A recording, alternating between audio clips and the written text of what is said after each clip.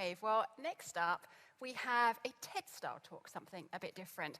And the person giving it has been described as a visionary. Inma Martinez is a digital pioneer and an AI scientist. She has a track record in forecasting digital disruptions and how they will transform our lives. She's an advisor to the British and Spanish governments, the G7 and the EU, as well as to business, an impressive list. And she's going to speak to us now about the potentiality of data as a pillar of progress. So welcome, Inma, to the stage. Thank you. Over to you. Thanks, thank you, thank you. Thank you. At this very moment, and especially in this decade, Europe, the single market, finds itself across an incredible landscape where the data opportunity is manifesting. We can harness this data to create progress, but above all, social welfare and prosperity. And I mentioned the word progress because European companies of all sizes are today experimenting with more and more sophisticated methods of gathering data and managing it. And it's all in order to improve their operations, make better strategic decisions, commit less errors, but above all, for innovation. And social welfare is important because European citizens are living a digital splendor. The amount of digital products and services that Europeans use today is unprecedented compared to 10 years ago. And it is our duty to ensure that the regulatory frameworks and the way we allow for this data to be gathered and managed and turned into products obeys the highest benefit for everyone concerned. But data is not the big data of 2010. We, as a civilization, have gathered data since prehistoric times.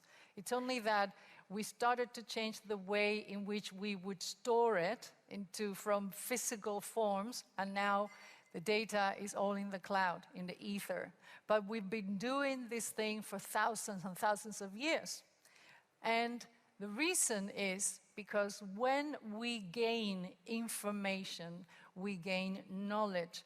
And in before current era times, it allowed us to create order and to stipulate the way things should be done. For example, how a shop where they make baskets would record the cost of raw materials and the work days of the laborers, and then the first rules of commerce and even banking. But the data evolved, and in recent centuries, the data that used to be quantifiable, how many lands can you discover in the birth of cartography, became data for discovery. The data of the 18th and 19th century, and especially the 20th and the 21st, is data to explore our reality, and therefore data that began to look into the progress of mankind, of humankind. Now, the data of today is intensely addressing the problems and the challenges that we need to solve in this century, because it is applied data. We have to build today the management systems that would allow us to address real issues. For example, how we will utilize resources in the future large urban centers, or something that really concerns us all, the mental health of Europeans. This is something that currently costs billions of euros to governments, because not only we need to treat these individuals, but we need to provide the social support, and also these people can no longer go to work and produce, so we lose in economic value of what they are offering to society. It's an enormous problem that we need to address, let alone something like pollution and the fragmentation of health in cities at physical level that affects children and the most vulnerable. These are the issues that are imposing themselves on the future smart cities. It's not just about electric bicycles. It's really making cities places fit for humans to live with quality of life. And when the Internet of Things explodes and becomes the Internet of everything, because absolutely every single analog object fitted with a sensor will be able to share with us the enormous potentiality of their information, we will then be in a better position to make better products, create strategies that really fit for what they're meant to be. And this is just the beginning. The Internet of Everything is coming to agriculture, not just to Alexas at home. So what are the challenges that we face in the data economy? The number one is healthcare. We cannot, in the European Union, allow for hospitals to continue to create records for patients scribbled on pieces of paper. This is not allowing anyone to analyze the type of diseases that affect us, how they're being treated, and also, above all, improve the patient experience. And if AI begins to drive the prediction and detection of great illnesses like cancer and tumors, all of that is digital records that we all need to share and help us understand and build a better healthcare. Or the famous autonomous vehicles is safety. The reason why the auto industry is making level 5 automation is because cars will be safer if they drive themselves rather than us. And in that case, we need a regulatory framework to manage and make sense of all this data that will be generated, affecting the safety of people and traffic flow.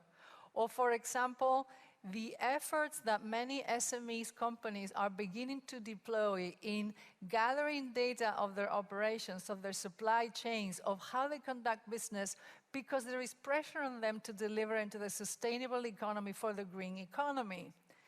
And above all, if we build digital services for people, they need to be ergonomic. They need to address what people need, but also their emotional states, their sense of pride in their lives, and everything has to fit really the human condition.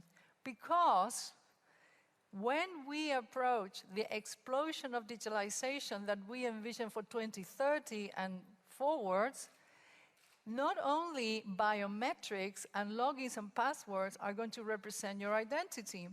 Absolutely every single digital product and services you use is creating a layer of information about you and your usage.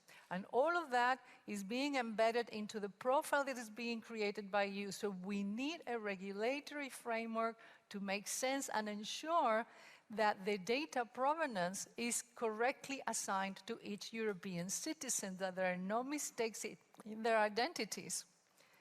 Because these are the directives that we face in Europe when we talk about making a welfare digital society. Every single digital product and service has to be fair, has to deliver equity to each person what they need, not the same quantity for all. And above all, that abides with existing consumer laws and that is age appropriate, which is a massive fight for us on data. And why we demand data to abide by these principles is because we are building artificial intelligence. Data is the bloodstream of AI. It's what we use in order to create detection, prediction, optimization, automation. And the data has to be integral, and we need to ensure that the way it is not being manipulated in order for AI to be ergonomic, deliver value to people, personable, yeah, for a collective or for an individual, but above all, responsive. AI is about self-learning. So we put systems in the street to learn about humans. It's because they want them to learn more and more and more to deliver more value.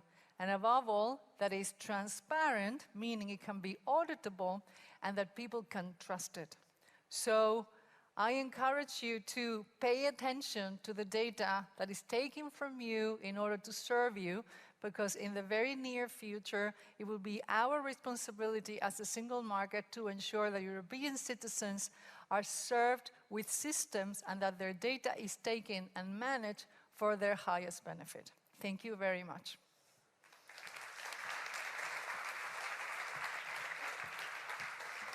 Inma, many thanks indeed for a thought-provoking vision of the future and the potential that data has to be this pillar of progress. Many, many thanks indeed. Thank you.